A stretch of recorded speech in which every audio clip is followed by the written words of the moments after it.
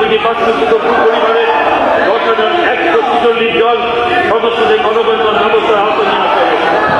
এই দাবিত এলাকায় স্থায়ী পুনর্বাসনের পরে অবশিষ্ট ভূ পরিবারগুলিকে গণবন্টন ব্যবস্থার আওতায় নিয়ে আসা হবে। ত্রিপুরা রাজ্যের 9.8 লক্ষ কাগজের তৈরি রেশন কার্ড রূপান্তর করে রেশন কার্ড করা হবে। তাছাড়া ব্যবসায়ী দ্বারা পরিচালিত 765 ন্যায্যমূল্যের দোকান এবং কোঅপারেটিভ সোসাইটি দ্বারা পরিচালিত 165 ন্যায্যমূল্যের দোকানকে মডেল কেয়ার সাইট হিসাবে পরিবর্তিত করা হবে। ব্যবস্থার সমস্ত গ্রামগুলিতে ইতিমধ্যে আদর্শ গ্রাম হিসেবে ঘোষণা করা হয়েছে। তাছাড়া পরিকাঠামো উন্নয়নের জন্য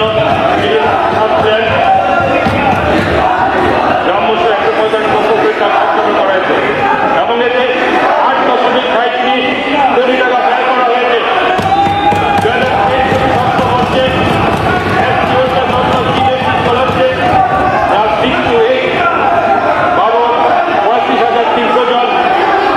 ছাত্রছাত্রীদের জন্য 141.20 লক্ষ টাকা মেট্রিক স্কলারশিপ ক্লাস 9 and 10 পাওয়া 12,100 ছাত্রছাত্রীর জন্য 640.77 লক্ষ টাকা পোস্ট মেট্রিক স্কলারশিপ